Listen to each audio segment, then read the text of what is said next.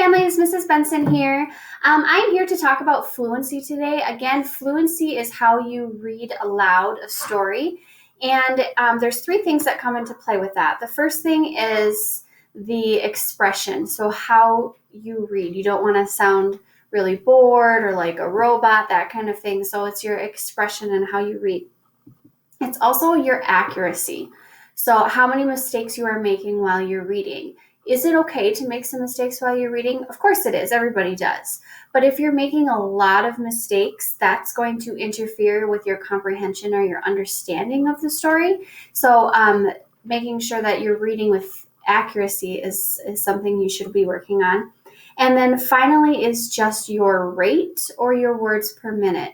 Again, we don't want to give the impression that you should be rushing through a story, reading as many words per minute as you possibly can, which sadly is sometimes when people hear fluency, that's the way our minds have been kind of trained to think. On the flip side, you don't want to read too slowly.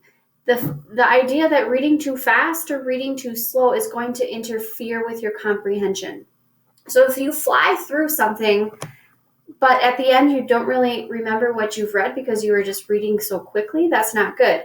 On the flip side, if you're reading very slowly, that's going to also maybe hinder your comprehension because you're working so hard on figuring out what those words are that you're concentrating on the words and not what you're reading about and what is actually happening in the story. So reader's theater is a fun way to practice your fluency. So your rate, how fast you're reading, your accuracy, how many mistakes you have, and then your expression. So how you're reading. If something's exciting in the story, you should be reading it in an excited expression. This also, the expression piece, plays into your comprehension. Because if you're understanding the story and you're reading with the correct reading with the correct expression as you're reading, that tells me that you're understanding what you've read because you're understanding how that character is feeling and how they're saying those things at that moment.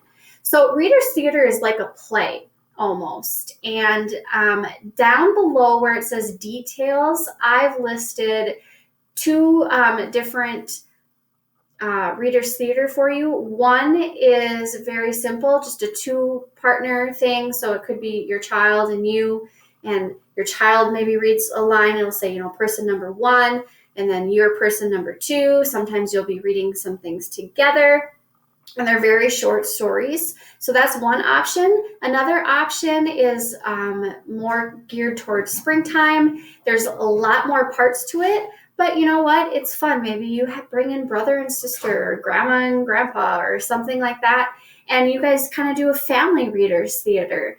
And that's a fun way to practice your fluency, but at the same time, you're practicing your comprehension. So check below on those details for those links and practice that fluency. Thanks. Have a good evening.